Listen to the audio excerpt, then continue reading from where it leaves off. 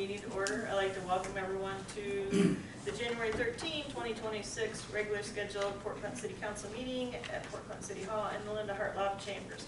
Please stand for the Pledge of Allegiance and a moment of silent reflection for those protecting us in America. To the flag of the United States of America and to the republic for which it stands, one nation, under God, indivisible, with liberty and justice for all.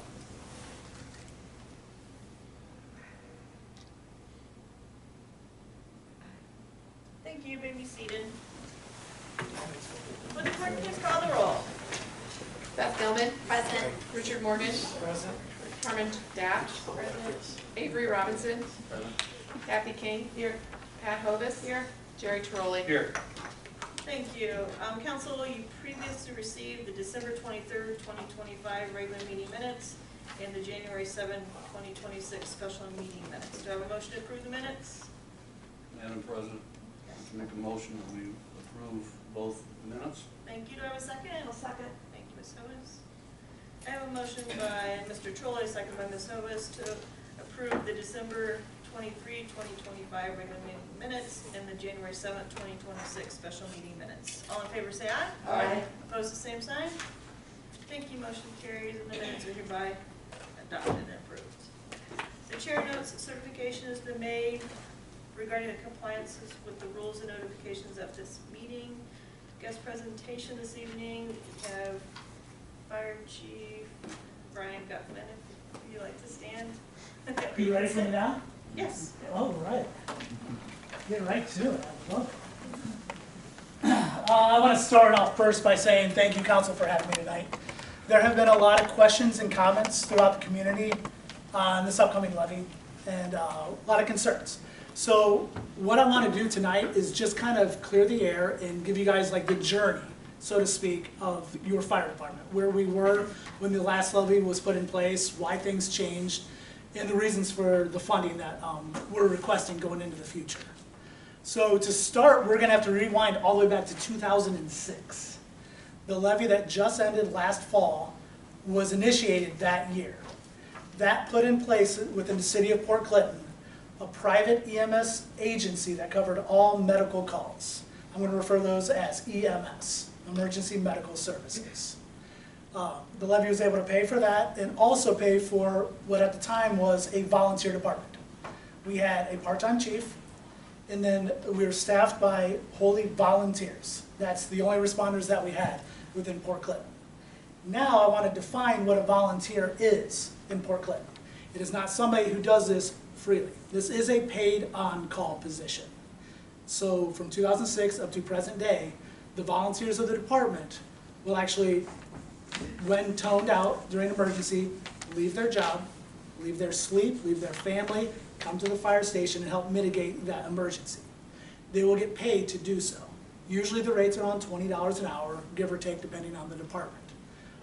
So I wanted to clear the air on that they're considered paid on-call volunteers. Since that's so much to say, I'd like to just simply refer to them as volunteers for the duration of the evening, if that's okay. So again, back in 2006, the 1.9 mil levy was put in place. It gave the fire department $240,000 per year to operate. Back then, that was sustainable. Back then, that paid for the private EMS that covered medical calls, and that paid for the volunteer services that would come in to take care of the fire calls. Again, I want to define what fire calls are, as I'm going to be referring to this quite often throughout tonight. A fire call is not a structure fire. Structure fire falls within the term fire call. But back in 2006, there were about 130 fire calls that year. There were not 130 structure fires that year. A fire call can encompass structure fires, motor vehicle accidents with injury, motor vehicle accidents with spills, elevator entrapments at hotels, somebody's smoke detector simply beeping. Anybody that deems it an emergency and calls 911 and asks for the fire department is considered a fire call. So just so we don't have any more confusion going forward, I'm going to refer to fire calls, which encompasses all of those previous and more. Pretty much we go there whenever the cops can't figure stuff out. So that was what was set in place in 2006, and that seemed to have worked. up until 2018. That was the year that we had our catalyst, and we came across a crossroads that we had to make a decision. The private EMS agency that was covering all of our EMS calls in the area wanted to increase their annual rate by 600%. We could not cover that under the current levy. It was not possible. We were going to have to double what we were asking the community to pay for services. So we took it upon ourselves to transition into a full-time, what's called combination fire department, which means that we paid personnel to sit at station 24 hours a day. This is a full-time job. They would be there 24 hours a day and respond to emergency. They were responding to our EMS calls at that time. We still had volunteers, thus making it what's called the combination department, because it had full-time and volunteers. So that was the model that we were looking into. The options at that time was to go to the community, double the levy that we were asking for at the time based on 2006, or simply continue with the funding that we currently had with that levy and just transition over into that model. We decided to not go to the community, and we made that transition over to that full-time fire department. We were able to hire 6 personnel, and we were able to do this because they work 24 hours a day, which is the norm within the fire service and the EMS service. 24 hours on, 48 hours off. That way you're only paying benefits to 6 personnel. If you use the 8-hour model, you're gonna have to hire about 12 people. If you use 4 on, 4 off, you're hiring 8 people. So the most cost-effective way was to do the 24-hour model that most fire departments utilize. And that's the direction we took. That first year, we got our eyes opened up. We didn't realize that in 2018, the last year that the private EMS agency covered EMS calls in the area, they called Danbury Fire Department for mutual aid 127 times. We had to call a neighboring department because we couldn't cover calls in our area 127 times. So in 2019, when we became the full-time position, we had our volunteers working a lot to cover these EMS calls. Because you figure volume grows every year, we're probably looking at 130 to 135 times that year that our volunteers had to come in and cover EMS calls because we were already out on another EMS call. On top of that, our volunteers were also covering at that time 150 fire calls. So now our volunteers are asked to pretty much respond every single day. So a transition was made in 2020 to bring in 6 more full-time personnel. The reason this worked was because Catawba Township and Magruder Hospital asked for help. They needed help with EMS, and Magruder needed help with interfacility transports. Through the contracts with the townships and with the local hospital, we were able to hire on a whole other group of 6 personnel full-time to help cover those areas. The benefit to the community of Port Clinton was that gave us 2 responding ambulances. We now had 2 fully staffed ambulances in our area to respond to those calls. Whereas before, we'd have to call mutual aid, or we have to wait for volunteers to come onto the station, grab a truck, and get out to cover that EMS call. So that led to run volume of 1,200 calls a day. We were covering 1,200 calls a day with those 6 individuals, with a department that was used to only covering 150. So it was an eye-opening experience for us, but we made it work. So 2024, we had to make some changes. We were coming after the city for extra funding. We had to pull from the general fund because we could no longer operate within our means. Run volume kept increasing, and we just could not operate within the means. Our equipment kept becoming more and more outdated, and with us relying on that levy that was passed off of 2006 era, we had nothing left over to update the equipment. And I've come to you multiple times about all of our needs, and towards the end, I will refresh everybody with what our constant needs are. So our staff members made some changes. I felt it's silly that our full-time members were only EMS certified. They were that way for 6 years. So they all cross-trained into fire. They all work for a fire department. I felt that they should be fire trained as well. So all of our full-timers and part-timers made the switch over to become fire and EMS trained. So now your responders are cross-trained. When you dial 911, your full-time personnel can either go in the ambulance if it's a medical call, or they can go on the engine. So if your house is burning, you can have an engine there in about 4 minutes. Standard model for volunteers is usually about 14 minutes. So that helped out the community drastically. Another change we made in 2024 was all of our full-timers took a 15% pay cut. Every one of them.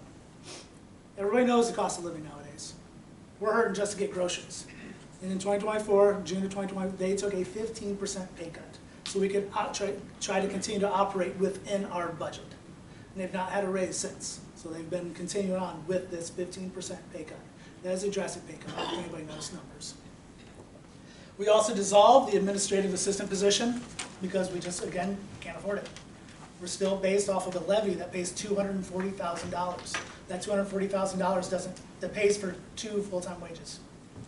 The other four wages, plus the chief, plus the volunteer fire department, and all the costs for the paid on-call volunteers, plus utilities, plus equipment costs, we just couldn't afford it. So one thing that did help alleviate the pain of all of that, we were able to bring $800,000 in from federal funding and grant money through the last 3.5 years. That has been the big Band-Aid that has kept us from bleeding out. It's just, but if anybody has paid attention to the news, all that grant funding is dissolved. It's not out there anymore. So we have no stream for federal funding, and the state funding you can only measure in tens of thousands. So that's not going to be enough to help us with our current situation. So thanks to Mayor Mike Snyder, we actually have a couple examples. I have Eric over here that's going to bring up the cost of living changes. When you reflect back on 2006, when the original levy was passed, into this past year, he's going to cite some examples on just how much pricing has changed over the last 20 years. Yeah, it's interesting to see. Pound of ground beef went from about $2.72 to $5.94, over double. You know, if we take a look at coffee, I mean, it's astronomical now. It was 79 cents per pound. Today, it's $3.59. If you look at a dozen eggs, and this varies a little bit, but it was about $1.60. You know, we're paying about $6 now. If, you know, for those of us that like a pepperoni pizza, it was about 10 bucks. Now it's about 19. So almost double. Look at minimum wage. It went from $6.85 to $11 now. I think the interesting one for us, and I think this is probably a stripped down model, but an F-154 truck was about $19.6. It's now $39.8. So, I mean, in that amount of time, prices went up astronomically. And thanks to COVID, it's probably even worse than it probably should be. So the reason that we did our homework, well, Mike did his homework on that and gave that over to us, is you have to put that into perspective of the levy that we've been surviving off of for 20 years. Everything around us has skyrocketed, almost doubled in price for the examples that Eric gave. You don't think fire engine hasn't doubled in price since then? The fire hose, turnout gear, literally everything that we need to keep ourselves safe. And we have not gone a dime more in 20 years. And that's put us into a very unique situation because now we're working with that outdated equipment that should have been replaced 5 or 6 years ago. Now we're mandated to do more with less. So that brings us to what's coming up to the ballot in May. And I actually reached out because I wanted to see if there were more options than just continuing with what we're doing.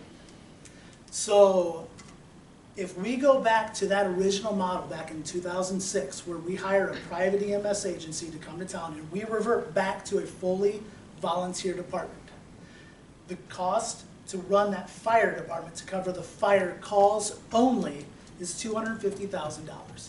That's a part-time chief, all volunteers who, again, remember, are paid on call.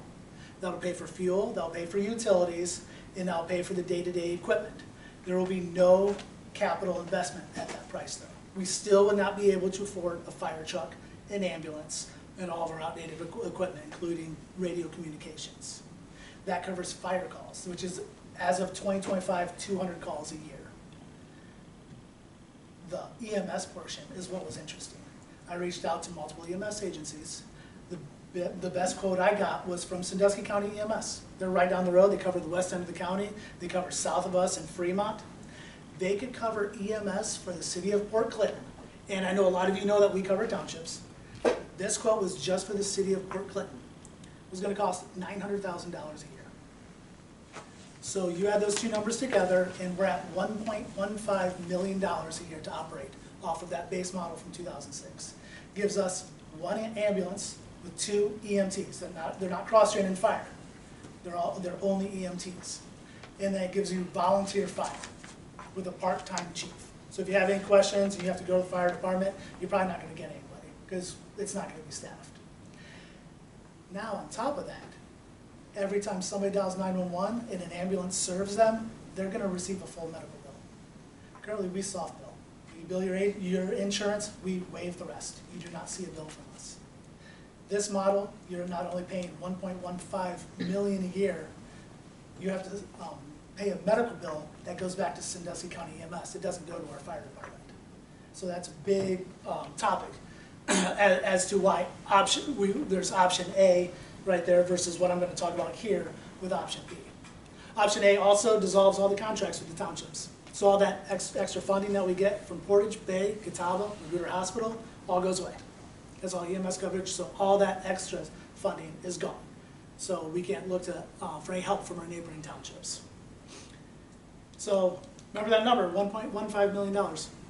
Because I know that the levy that we're putting on in May is about $300,000 shy of that. Current setup is to continue what we're doing. This levy that comes in is going to be able to pay for that full-time squad. It's going to be able to pay for all the services that you have been receiving for 7 years. And more importantly, it's going to pay to upgrade all of the equipment that we sorely need. We've had no funding for 7 years. We've been cutting it even, right at even. And even as you know with your voting, you've had to help us out some years as well. This is going to allow us to grow for capital expenses. As of this year, we have one truck out of 12 that's less than 15 years old. One truck. Your fire engines are 20 years old and 30 years old. That's what's protecting the city with any kind of structure fire. 20 years old and 30 years old. If this levy passes and I go to order a truck January 1st of 2027, that truck doesn't arrive till 2030. We're on a 3-year wait list for ambulances and engines. I don't want to wait till one of our trucks breaks down to make that choice to now go to the community, now get the funding, and now we have to wait 3 more years for that engine to show up. So I feel like we're in that position now where we need to start planning for these expenses. With regards to the station, that's an old Toledo Edison building. It wasn't made for a fire department, but we're making do. We've got some very handy workers. We were able to carve out 5 bedrooms for there so we can staff everybody there. But we can't fix the roof leak. We can't fix the aging parking lot. We can't fix the walls that need painted, the flooring that needs redone, and all of the plumbing. There are days where our guys don't have hot water. There are days where our guys only have scalding hot water. Plumbing needs fixed, but we can't afford to fix that. And the most important portion of our station is all of our gear is exposed to our trucks. Our gear sits out in the bay, and they are not covered. There's no ventilation system in place, so they just absorb all the carcinogens from the diesel exhaust of our engines. So we need funding to be able to safeguard all this PPE is what we call it, protective personal equipment, that our guys wear. Because right now, they're just putting on cancer when they wear their gear. As opposed to our equipment, we're unable to maintain our annual testing requirements for ladders, hoses, pumps, air packs. We just hope that they work. Our staff are currently sharing and renting turnout gear. We can't afford to buy brand new gear of the size to our members. We have to rent it, and we have people that have to share it. Radio communications are outdated. Our radios, last I saw purchased was about 8 years ago, and those were purchased used then. That's the radios that we're using now. Our personnel are taking it upon themselves to buying their own radios. So, in conclusion, our job is an inherently dangerous profession. Our members are routinely called upon to enter burning structures to protect the lives and preserve the property within our community. We operate on active roadways and adverse weather conditions, typically snow, rain, sleet, all the things that cause the car accident. We're out in that. Outside of heart attacks, firefighters struck on the roadway is the #2 reason for deaths in our industry. were out there performing those extrications and providing critical patient care nonetheless. Our work is carried out amidst chronic sleep deprivation and repeated exposure to traumatic incidents that leave lasting effects. Despite these challenges, our personnel continue to perform their duties using outdated equipment.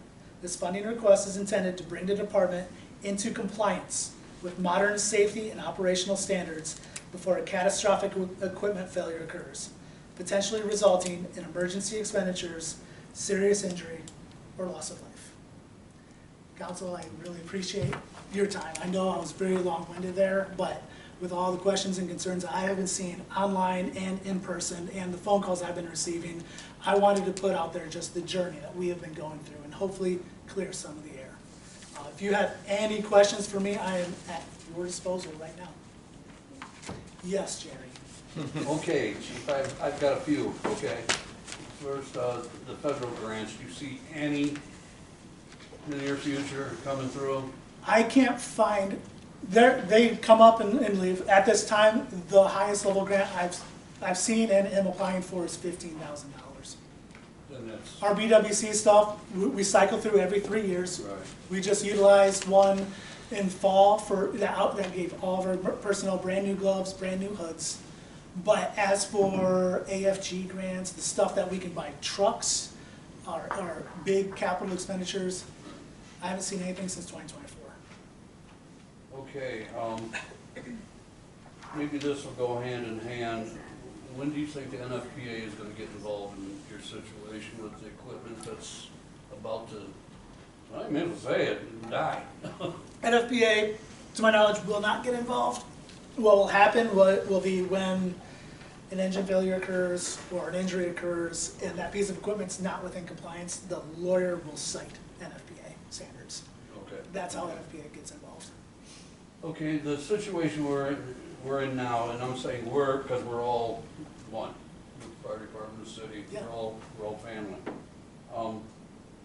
Is the situation we're in now with you guys, is that affecting the homeowners' insurances? And when we start upgrading things, I would think that would lower homeowners' insurance? So, what you're talking about is ISO. We just went through our ISO rating early 2024. And we were at an ISO 44X, which is excellent for our area, up until 2024. And then we moved to an ISO rating 55X. The reason for that, we got hit with, we had no records of pump testing, no records of ladder testing. They just weren't done. And as we've talked about here, the amount of volunteer firefighters are just decreasing nationwide.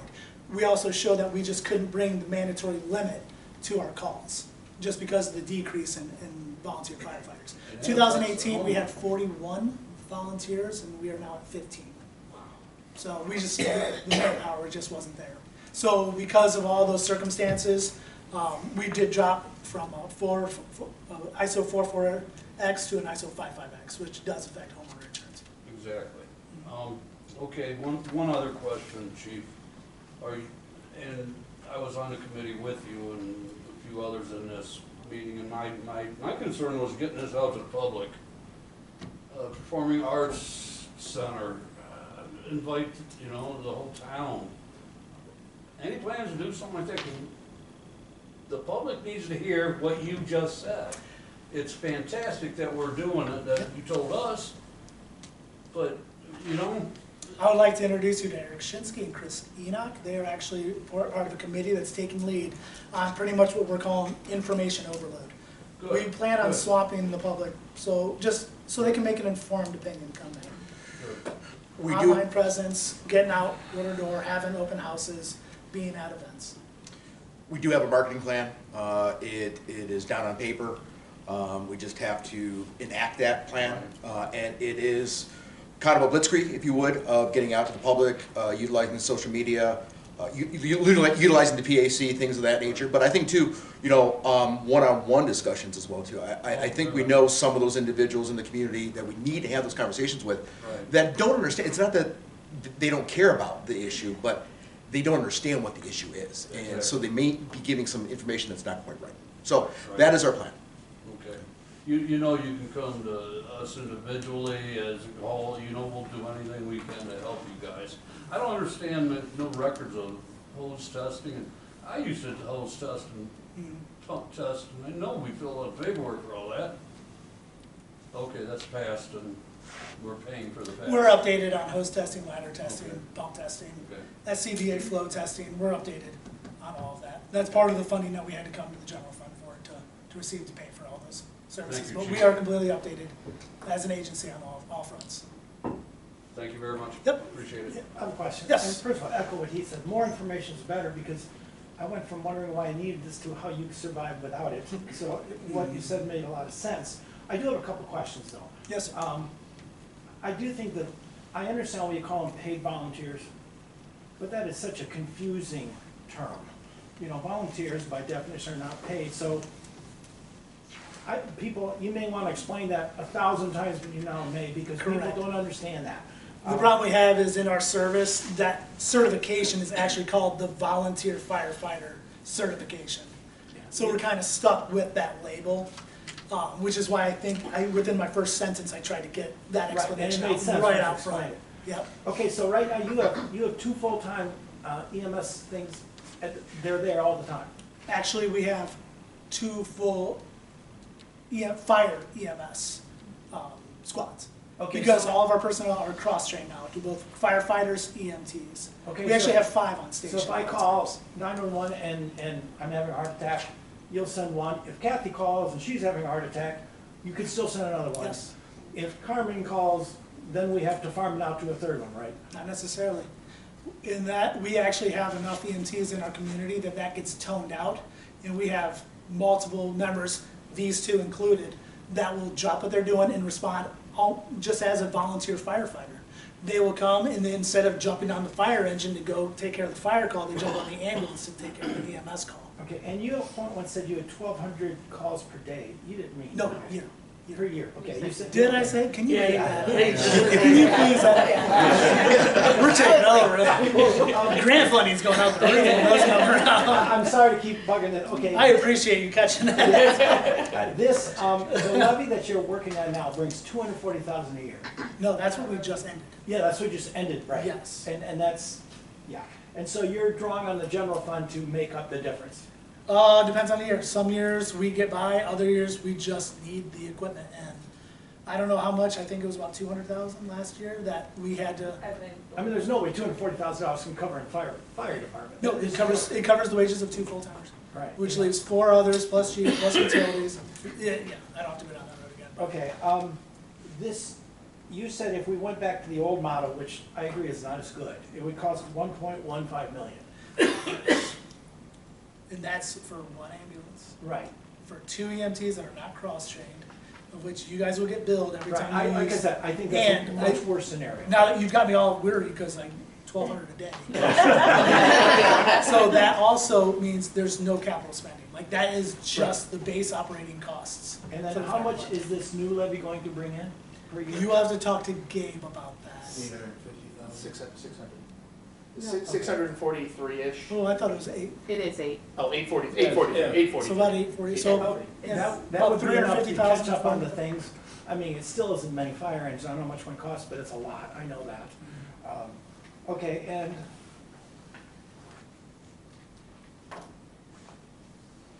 I think that's it. Okay, thank you. It was very good what you said. I appreciate you. the information.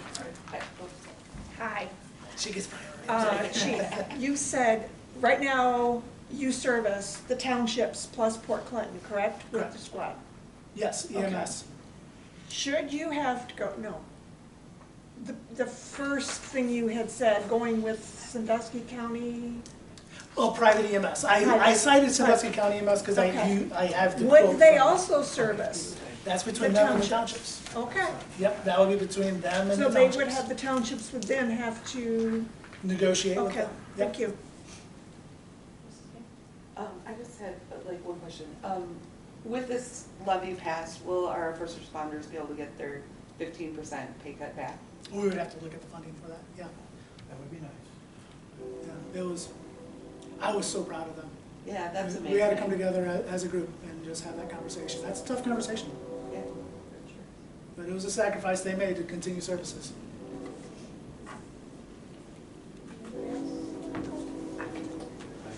Thank you. Okay. Anybody back here? You better be quiet. Thank you. Thank you for coming. All right. Yes, you are all more than welcome to stay. I'd like to I've got to make them sweat to make you know, not for our training tonight. That's fine. Thank you. Thank you. Thank you Thanks, for guys. having Thank us, you. I appreciate it.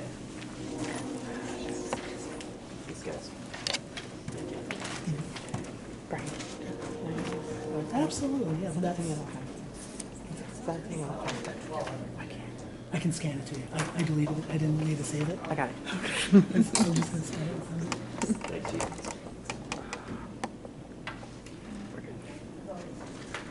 you have any public comment? No. Okay. We want to executive officers' reports.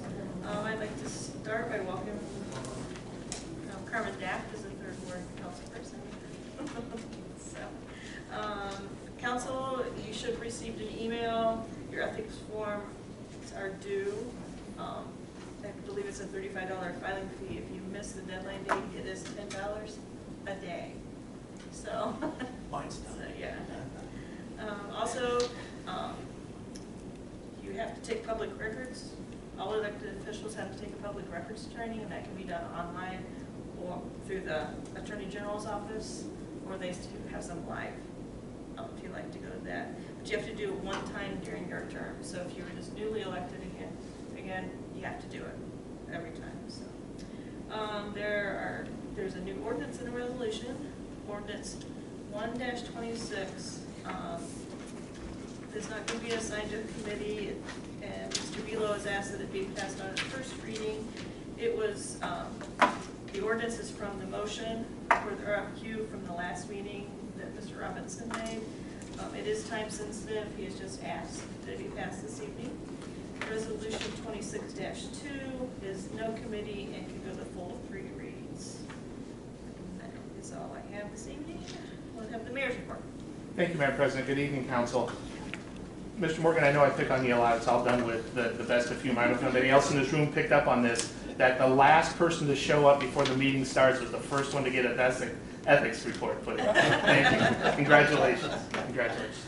Council, if you are not aware, there are 2 new festivals and events coming into the community this year. The Pirate Fest, which is going to take place on Waterworks Park, the 24th to the 26th of July, and the Great Lakes Rockabilly Road Trip, which is going to take place primarily on private property, the parking lot where the old Great Scott Community Market used to be. We had a meeting with that organization earlier today. It's going to be a wonderful thing. That will take place on August 1st, so mark your calendars for those 2 events. As the municipality within the county, like all other villages in the county, all other townships in the county, we have 2 appointees to the Regional Planning Commission. That Regional Planning Commission meets on the 3rd Tuesday of every month in the basement of the courthouse at 5 p.m. I want to thank Jeff Morgan for his time, long time, serving on that committee. He is unable to continue. I was also the other person on that committee, and I want to welcome the 2 new appointees to that board, Todd Bickley, who's our zoning inspector, and then our very own Avery Robinson has agreed to sit on that post. So I want to thank both of those gentlemen for taking on that task.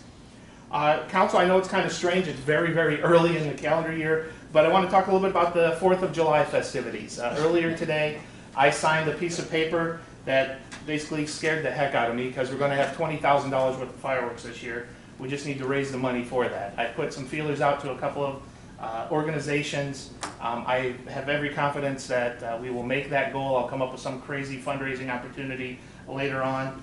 It may involve Ms. Daft's hair. But we'll see what happens there. Won't be yours. For anyone that is interested, and that goes to the folks in this room and those watching on the interweb here, at 6 p.m. this coming Thursday, we're having a 4th of July celebration committee meeting at the a la carte after hours. Unless, if you'd like to get involved, please feel free to stop by. It's open. Each event that takes place on the 4th of July, from the 5K in the morning to the fireworks, is put on by a different individual or groups of individuals, and we all kind of come together. So we'd love to have additional ideas, so if anyone's available, again, 6 p.m. a la carte this Thursday. Quick update on the forward-looking infrastructure project. If you haven't been down Lake Shore Drive, they are moving at the speed of light. It is amazing to see how well that is progressing down there. Now that I just said it, you know, knock wood, jinx. Everyone in this community is wondering when the heck is the below-ground stuff going to happen.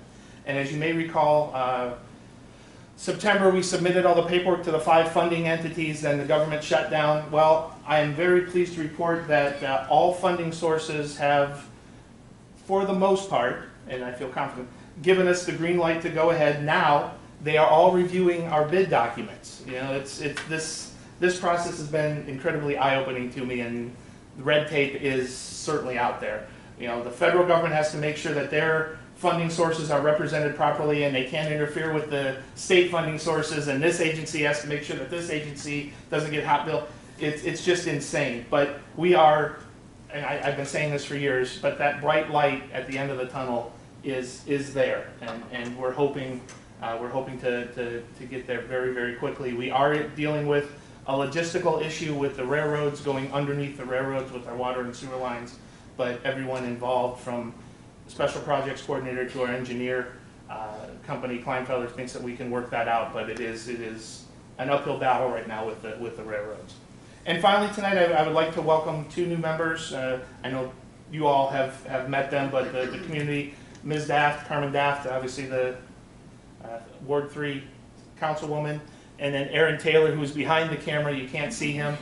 He is our new city treasurer. I want to thank our former city treasurer, Joe Brenner, for his years of service. He chose not to run. That left, nobody chose to run for it. That left a vacancy in that spot, and by state law, it fell on my shoulders to try to find somebody, and thankfully, it didn't take too much convincing, but Mr. Taylor stepped up, and I appreciate that. And he's going to give his first report here in a few minutes. So with that, Madam President, unless anyone has any questions, that concludes my report this evening. Okay, the auditor is not with us. The treasurer, I'd like to welcome Mr. Taylor. I've worked with you before, so Thank you. it's full circle. Do you have a report this evening?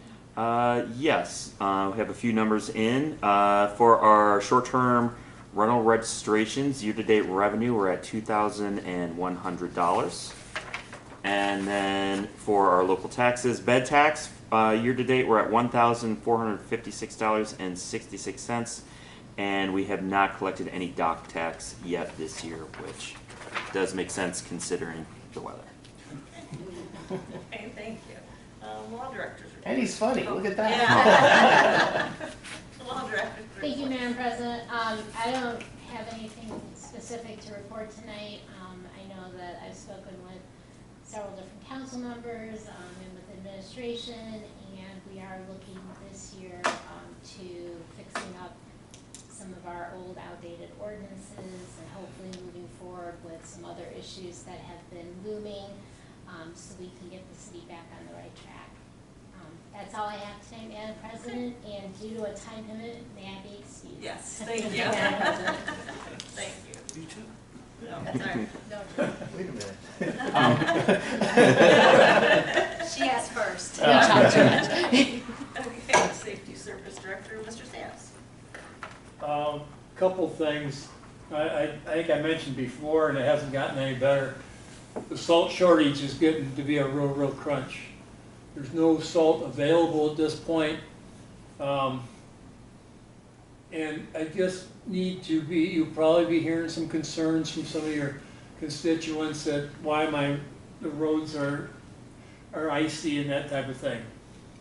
We're in northern Ohio, it's January. The street crew will do all they can to plow the snow as best they can. They're going to be very limited in where they put salt. They're going to do the emergency routes, Fulton Street, 6th Street, Perry Street. But the side streets, quite frankly, may not get salted. Maybe the intersections. But it just implore people to keep, take it easy, take your time. We'll do the best we can. The closest salt that I've been able to locate is in Nashville, and it's a little over $100 a ton. And I don't have a clue what it costs to haul it up there. It's ridiculous to even think about it. But it's just a situation that we're in, and we're not unique. A lot of municipalities are dealing with the same thing, but there's not gonna be, the roads aren't gonna be black pavement by 3 hours after the snow stops falling. So keep that in mind. They're using brine, they're doing whatever they can, they're trying to keep them plowed as best they can, but it's gonna be a challenge. I've been involved with the weekly updates from a couple of the engineering firms, as the mayor mentioned.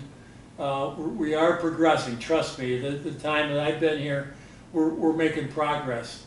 But there's always obstacles, there's hoops to jump through, and you should be very, very blessed to have Doug Nusser on board as a special projects coordinator. I just sit back and I've learned a lot just in a couple months being here as far as what's involved. So we are making progress. We'll get tearing the streets up, and people can get excited about that, but at least there's a reason, because there's something going back in. Getting back to street guys, they were set up for plowing snow this past week. They did switch over. There were some leaves to pick up. And as far as I know, the leaves have been picked up. There's an isolated somewhere, they'll probably get them. But there's a little bit more deal to switch over the equipment from plowing snow to picking up leaves. And to their credit, they did that because the leaf pickup was kind of put back a little bit with the snow, the early snow that we had. So credit to the street department for getting that taken care of. And that's really as much as I have. Does anybody have any questions for me? Jared? Yeah, Mr. Sass, what happened with salt? I mean, why? Yeah, why is it, that's my question too. Right, that's my question too, I'm sorry, yeah. I thought we were in a contract, To my, well, I guess you said it, we were in a contract. oh, nothing. But evidently it's come about that contract didn't get taken care of. Okay. The salt manufacturer, our salt comes from Detroit, up that way. I don't know why they don't bring it from Cleveland. But they're just shut down completely. They're not sending, nobody's getting any salt. So what we have is what we got. Okay, okay. And, you know, we've got things, we've got more parking lot out here to salt. There's lots of issues involved. And we've had more snow. Right. I think maybe the salt was based on last year. And this is a much different winter than last year. So and I really don't know. I mean, you can buy, it's 140, if you can find it, it's about $140 a ton. There's about 5 ton on a truckload. So, Right. like I said before, that's like $700 on a truckload of salt. Right. So they're going to be very, very judicious. They'll keep the streets as safe as they can, but every street's not going to be black pavement. There's going to be snow, there's going to be ice Okay. on the roads. Understandable. How about the beach? What was going on there today? They were just clearing the snow, the sand Oh, up just the against sand? the wall, the brick wall, because when New Year's Eve, if you recall, there was pretty good wind blowing, and that was bringing that sand kind of, if the fence, the walls there had stopped the snow. Right. Well, with that sand that's up there, it just gives it a ramp to go up over top and go out into Perry Street. So they're cleaning the sand off. Hopefully that'll stop the snow from coming across. Can you also reiterate why we haven't been able to get out? I know it's a headache every year about the rock that's exposed along the beach. You know, people are asking about it. Look, the water's way out. Why aren't they out? I've heard this multiple times. 100% cost. Okay. Okay. And feasibility. I mean, Right. it's my understanding that that's where Perry Street used to be. Is that right? No, that's, the old Perry Street, they dumped it there. Right, Okay. right. And it's not just the thing you take a dozer out and scrape the top foot off and it's all pure sand. The It's rock not goes gonna all the come way, back, right. all the way down. You and I understand that, but you know, you always hear about it. Well, if somebody has a concern, have them give me a call. Right. I'll talk to people. They usually hang up on me, but that's all right. Thanks, sir. That's all, man. Yeah, my question, and I'm sorry to interrupt you. Mr. No, you're good. Yeah, I've never heard of such thing as a salt shortage. I mean, we have tons and tons of salt, you know, in these huge mines. We don't. I know we don't. Did someone just decide not to mine them anymore? I mean, you go to Cleveland, you can drive cars through there. There's huge I've The never heard salt such a companies thing. have at this point stopped producing and transporting salt. And we don't know why. And that happens from time to time. Yeah, It's not the first time I've heard about It's it. odd, you know. Have you, with this, in my previous life, I lived in a district where instead of salt, they used stones a lot. sure. It was a rural district, much Mhm. more than this one. You Is you that- plug up the storm drains and the pumps for the storm drains. Yeah, I'm not saying it's a good idea. You've Oh, it's a thought great about idea in the rural areas. It makes a world of sense. But here, you get in the catch, it goes in the catch basins, into the storm drains and the pumps and that type of thing, and chew them up. That makes sense. But it's done. There's nothing wrong with it, but not in an area like what we have here with the Okay, storm drain. yeah, because where I lived, it was all rural. So, Mhm. okay, thank you. Move on Can we be excused now? No. Move on to commitment. Principal spoke. You tried. Mrs. Hovis, Finance? The only thing I have to say tonight is I'm sorry to lose Jerry off from my committee, but I'm really happy to gain Carmen on my committee. There's a dig there. Environment and Public Works, Mr. Trolley? Nothing tonight. Thank you.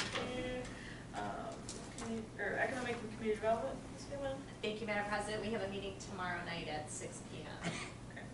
Public invited? Yes. All of Oh, the all meetings committees, yeah. are I public. said that. Oh, okay. Move on to correspondence. On correspondence, we have the December 2025 financial report provided by Mr. Bulow. Madam President? Yes. I move we accept the December 2025 financial report provided by Mr. Beagle. Thank you. Do I have a second? Second. Thank you, Mr. Trolley. Any discussion? We have a motion by Mrs. Gilman, second by Mr. Trolley to accept the December 2025 financial report. Would the clerk please call the roll? Richard Morgan? Yes. Avery Robinson? Yes. Pat Hovis? Yes. Jerry Trolley? Yes. Beth Gilman? Yes. Carmen Daff? Yes.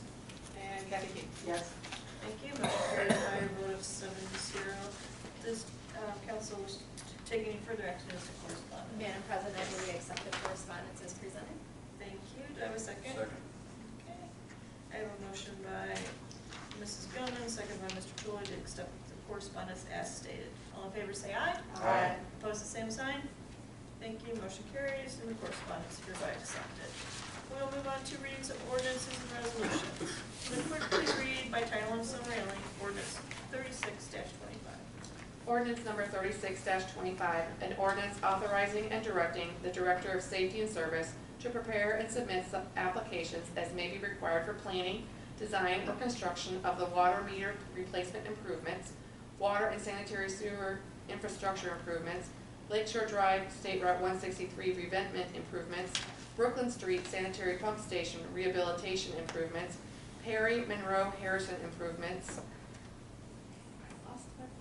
elevated water tank base improvements, wastewater treatment plant pump and heat air exchange unit improvements, Laurel Avenue reconstruction, sanitary sewer and storm sewer improvements, lead service line inventory and lead service line replacement infrastructure improvements to the Ohio Water Development Authority, OWDA, Ohio Environmental Protection Agency, OEPA, Ohio Department of Development, ODOD, Community Development Block Grant, CDBG, Water Pollution Control Loan Fund, WPCLF, Water Supply Revolving Loan Account, WSRLA, Ohio Public Works Commission, OPWC, Ohio Department of Transportation State Infrastructure Bank, SIB, and any other funding sources or programs that become available, and to execute application documents for the funding sources as required to execute contracts for planning, design, and construction phases, and declaring an emergency. Thank you. Does council wish to take any action as to ordinance 36-25? Madam President, Mr. Trolley? I'd like to make a motion that we retain the emergency clause in ordinance 36-25. Thank you. Do I have a second? I'll second. Mr. Robinson? Any discussion? We have a motion by Mr. Trolley, second by Ms. Robinson, to retain the emergency clause as to ordinance 36-25. Would the clerk please call the roll? Carmen Daff, Yes. Kathy King, Yes. Jerry Trolley, Yes. Beth Gilman, Yes. Richard Morgan, Yep. Pat Hovis, Yes. Avery Robinson. Yes.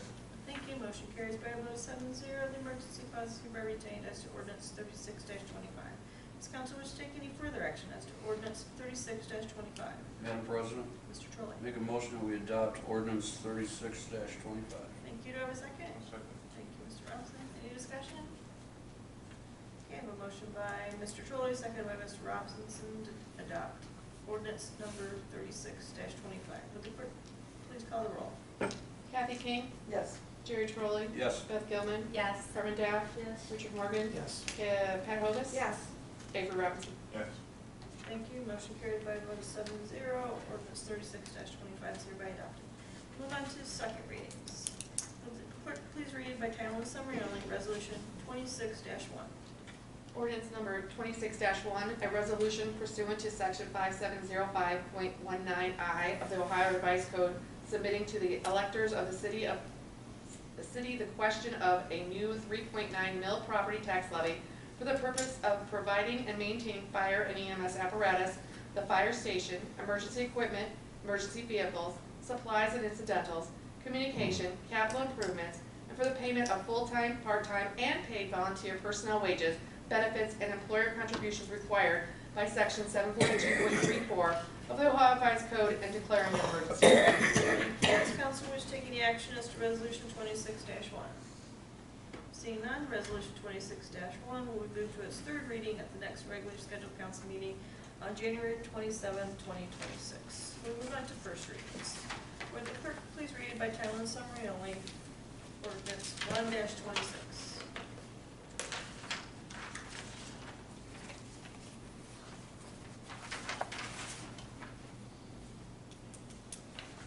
I'm sorry, okay.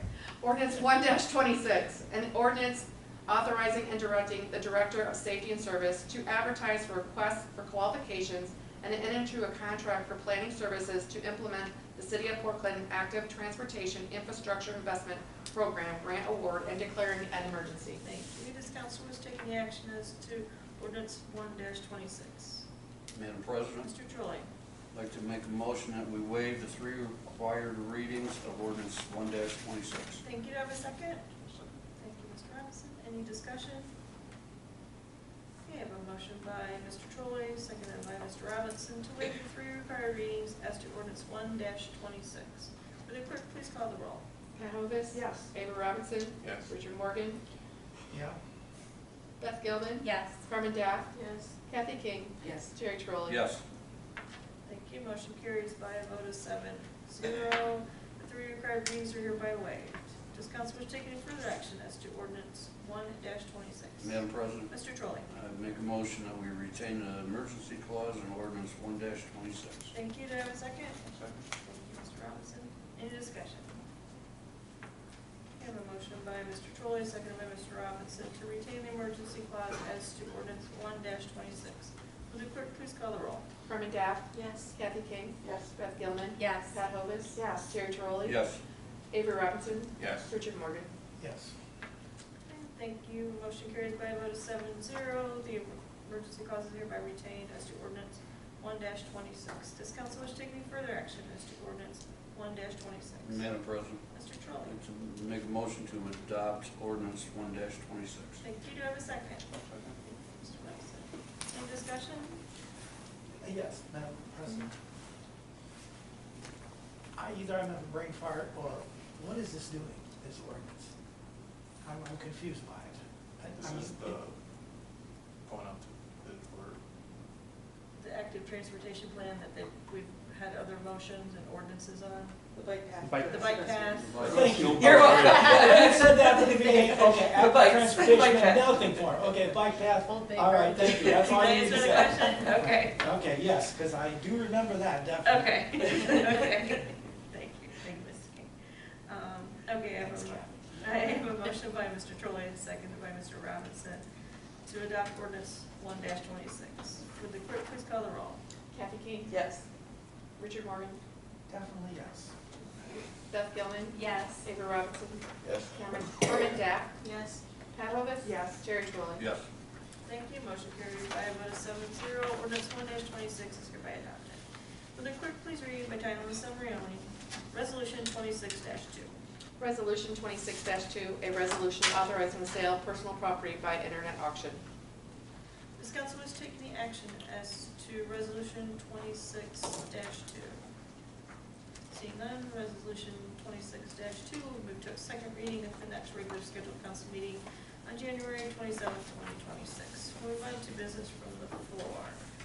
Council, before you is a draft of the proposed 2026 rules of council. The changes that I'm suggesting are highlighted in red, although Mr. Morgan didn't get that one, so I'll make sure that you do. One of the changes would be to move from 12 meetings, committee meetings a year to a minimum of 6. That's on page 5. And also mentioned on page 10. And then instead of 4 committees, we'll go down to 3 committees, which would combine safety services with public works. And then that's in A, and then B, it just combines the 2 terms. That is the only suggestions I have. If council could just take those and review them, if you have any questions or any other suggestions, just let me know. Then possibly they could be voted on at the next council meeting, so that would be appreciated. So I'll move on to business from the floor. Mr. Morgan. Because I always get to go first? That's right. Yes, Pressure none. because I'm special. First of all, one thing, I just want to point out, the Lake Shore Drive, I know there was a lot of discussion about that. The sky was falling, they were gonna block off the lake, and I haven't heard a lot of people say good about it, but I've heard no one complain about it, which I think is good. And I have heard a few people say good. I went by there and it looks great, and you can see the lake from my truck, but also from your car you can see it, so I think it was win-win in all things, you know. And what happened is people got together and talked about it, and actually the process worked. Imagine that. So that's all. Thank you, Mr. Robinson. Thank you, Mr. Trolley. Just welcome Carmen to the council. I wasn't here for your first meeting. And that's all I have. Thank you, Ms. Lewis. Again, welcome Carmen and Aaron. Oh, yes. And that's Thank you, Ms. Stack. The only thing I'd like to tell the mayor is I will not be shaving my head. If you'd like me to help you in some other way, I'm really happy to. Will you shave Jerry's head? I think we should nominate Aaron, so, welcome Aaron, welcome Carmen. And, because the mayor mentioned the 4th of July, I just want to give a shout out to Halloween. I was thinking that, right? Yeah. Trick or treat's a sore subject. So. Oh, yeah. Mrs. Gilman. Welcome, Aaron. Welcome, Carmen. Look forward to working with both of you. Nothing to add. Thank you. Seeing no further business, I will entertain a motion to adjourn. I'll make a motion that this August body adjourn. Do I have a second? I'll second. Thank you, Mrs. King.